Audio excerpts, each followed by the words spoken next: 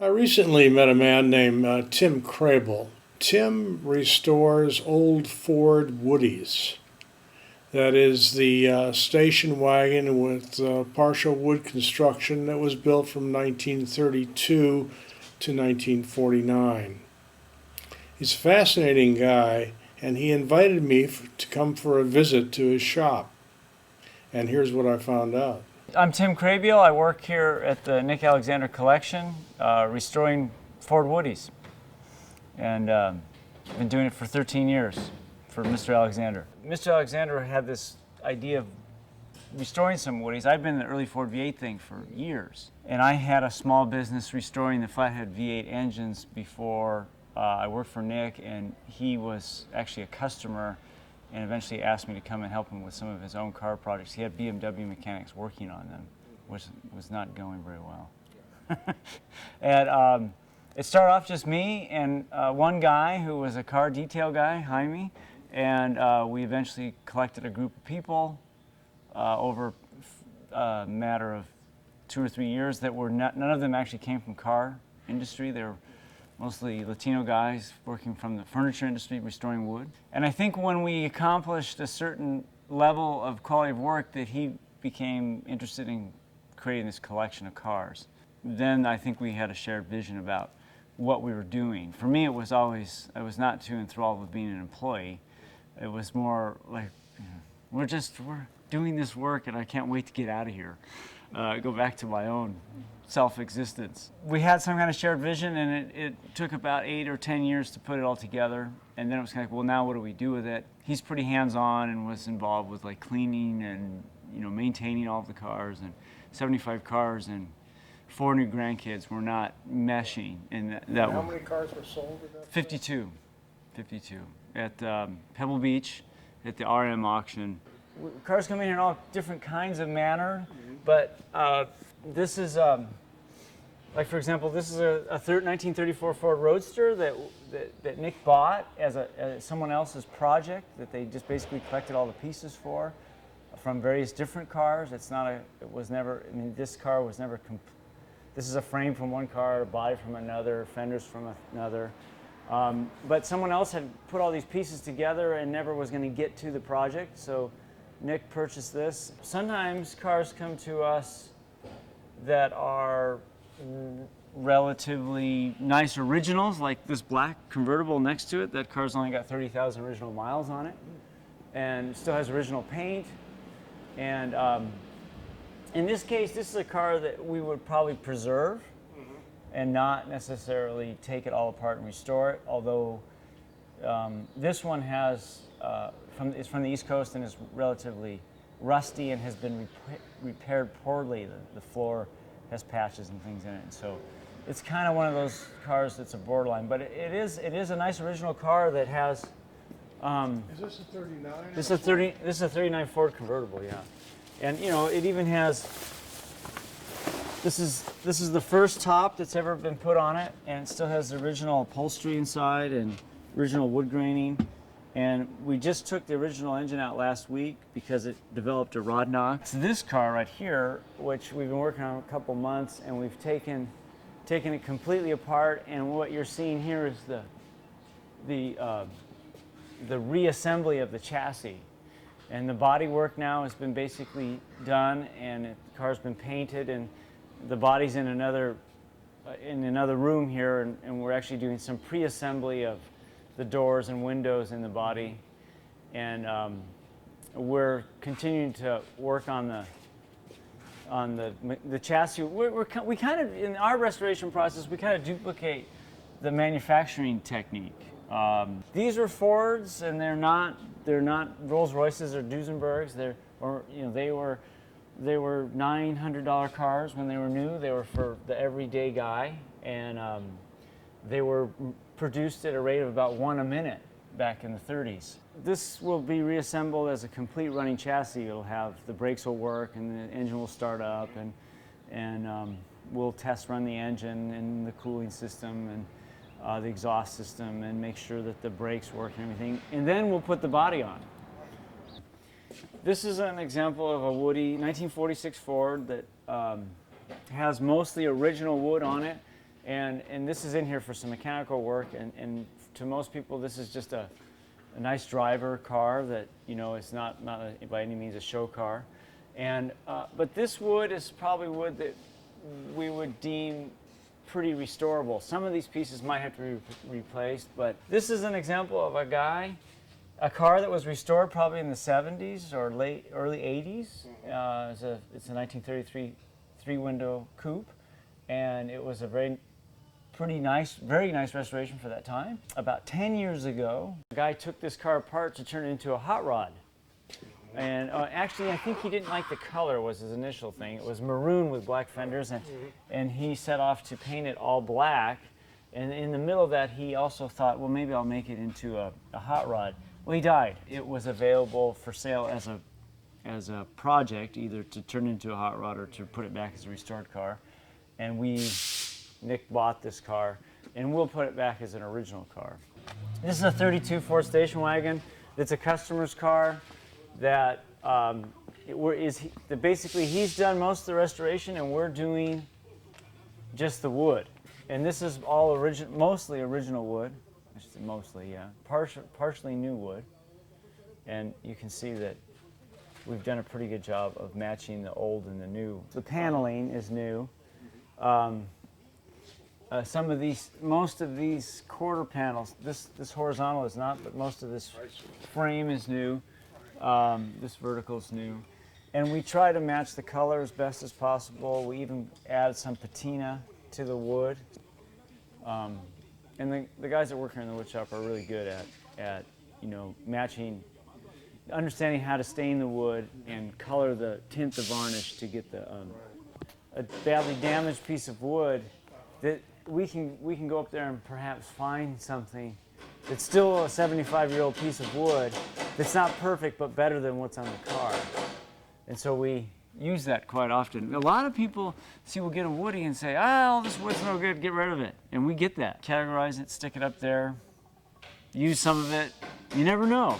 And that's how we've been able to restore all these cars without actually making a lot of new wood. Of course we make new wood, but we really value the original wood.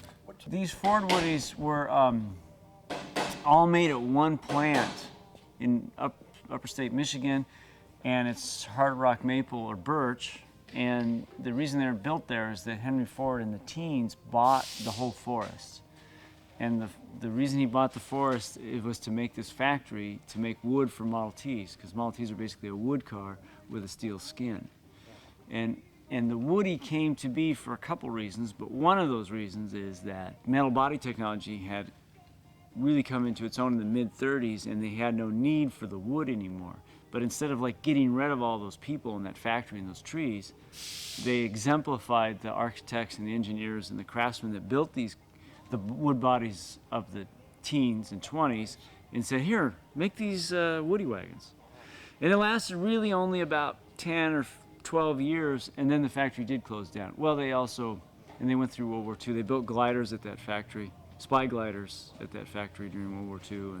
But if you look at cars from the teens and 20s, the way the Ford Motor Company engineered the wood structure of, say, a Model T or Model A, or even like a big-bodied Lincoln, for example. Lincoln was part of Ford, and they had all wood bodies. And because Mr. Alexander is extremely specific, it's V8s, 32 to 53. This car, although beloved by many people in the hot rodding world of today and through history, and it's still a very beautiful, popular car, really has an aesthetic of carriage building, with these kind of raised beads and expressed hinges and, very kind of like reminiscent of Edwardian period. The late 30s, 5 years after this car was designed, we had this whole airplane aesthetic coming into being. And, all these kind of body reveals had gone away, and and V windshields came in, and this whole coach building aesthetic disappeared, and it was all about machine made,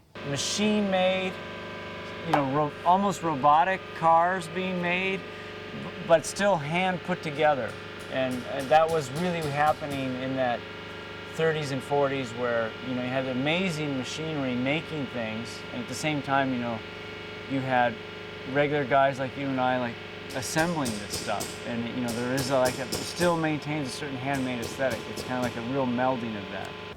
This is all of the factory in Iron Mountain, Michigan, where they built the Woody wagons and milled all this lumber for the Woody wagons. The building looks a lot like this building, and that's coincidental, but I think that this was kind of like the instant cookie cutter prefab building of its time. All these kit parts of.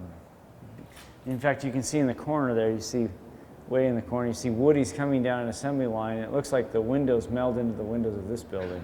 And now this is kind of what remains, or what is basically Nick's car collection. Starting at 32 here and going all the way to 49 here. Yeah. And this is a 33 Roadster and a 36 Roadster. And he's kind of gotten interested in Roadsters and Coupes that are in the 30s, early cars. And then who was parked here? That's that 39 convertible that we were looking at that we just took the engine out of. And this is another 39 convertible that's all original with 30,000 miles. One of Nick's favorite cars that we restored many years ago now that he drives often. This is a 40 Ford Station Wagon, which has got 40,000 original miles on it. There's two of these because you can't have just one. They're both 48 Ford Station Wagons, and they both are original paint cars, and this one has like 52,000 original miles. 47 Ford Convertible that was restored by avid collector. And this was a car that we restored for Nick many years ago as well. It's a 48 Mercury. His mother had one for a brief time when he was a kid. That's why. This is a 49 Mercury wagon that's all original. It's got 14,000 original miles on it. This is a 50 Mercury Convertible that Nick bought a year or so ago that was a restored car that we've kind of re-restored, topically re-restored, put a new top. The photos are really invaluable as far as doing these restorations correctly and really kind of understanding the aesthetic of these cars. As much as we treat them like special art objects, pieces of furniture, whatever, they're not. They're just cars that were just kind of built to be used. This is over here is the Sportsman room. We sold all the Sportsmans in the sale, but the Sportsmans were something that was a kind of a flop for Ford. And they were wood-bodied convertibles built in the same plant. They were actually designed to be something kind of snazzy on the showroom floor, and they didn't sell well. They were $400 more than a regular steel-body convertible, and you had to maintain it. And most of them languished and didn't sell well. But then in the 70s, someone restored a couple of these cars, and they became extremely popular with the. In fact, they're probably the reason that Ford Woodies re-emerged as a very collectible car in the 90s and 2000s, is because these cars got restored in the 70s. And we had 5 of these cars, and they all sold for over $200,000. In fact, the flagship of the Nick Alexander collection was a Mercury Sportsman, this is actually a picture of one. They only made 205 of these, which is the same body, it just has Mercury trim and Mercury, it's on a Mercury chassis, which is longer. That sold for like $350,000, which is like a lot of money for a Woody. The evolution was like a complete wood body, and then you had a steel structure with wood, infill, and then you had a steel body with wood glued on the side, and then fiberglass glued on the side to look like wood. So this was the beginning of all that wood as applique versus wood as structure. Basically, the evolution of the station wagon is that in the teens, actually starting in World War I, and the 20s, if you bought it, you would go buy like a Model T or any kind of regular car, and you take the body off and you take it down to the cabinet shop or to the body builder, as it were, for your horse-drawn stuff. And they would build a wood body for it, and it was called either a depot hack or a station wagon. And then from 28 to 38, for Ford anyways, you could buy a station wagon, but it wasn't built by Ford. I mean, you could buy it through the Ford dealer, but it was built by an outside bodybuilder. But you'd order it and it would show up. The wood came from Iron Mountain where the trees were grown. Ford would give them the wood kit, but then it was put together with someone else. Then 38, they actually built their own produced their own in this plant that we're looking at these photographs. And it all basically ended in 48 with the death of Henry Ford. Just out of curiosity, what do you drive? Well, today I'm driving a 58 Ford pickup truck. That's a nice original truck. It has a nice little patina to it, but my wife drives a 72 Ford Ranchero. It's an aesthetic that I've been interested in, and probably one of the reasons that I continue to be interested in cars, even though my education's in architecture, is that a lot of times in architecture you'd see buildings being built to look old, but these cars are kind of interesting because you can find these cars that are still existing and running. Like this one, it has 9,000 original, well now it has 11,000 on it, but when we got it, it had 9,000 original miles on it. And it had been stored in a damp condition but it has this patina, and it's actually, I think, find it much more interesting than a restored car. It also drives just like brand new. We just drove this car to Utah, the national meet, back in October. Flawless, 75 miles an hour all day long, 21 miles to the gallon. Pouring rain, no problem. I was restoring these flathead V8s before I worked here, and so I know a lot about the engines. And yeah, we've done not so much for the collection work. We don't get too much into the high performance thing, but yeah, they can be souped up quite a bit. The engine started off in 1932 is 65 horsepower, very kind of simple, crude engine, but it was the first V8 available to the car for the masses. And by 1953, when the flathead was retired from the Ford Motor Company, it gotten up to about 150 horsepower. You can take the 53 engine and put it in the 32, and you can, in theory, put the 32 engine in the 53 in it. Same block configuration, bolts in, all the holes are still there. So what we do on some of the cars to make them more roadable is we do put the later internals in the earlier engines, so they look on the exterior totally stock for the year that they're in. But we put in the longer stroke crankshaft and a cam to go with that. And a car like this, which was originally 85, this 40 Ford had 85 horsepower. You can open the hood and say, oh, it has a 40 Ford engine in it, but it's really got about 150 horsepower. And it looks totally stock, single carburetor and painted the same way and everything. But it has the internals of the last evolution of the engine.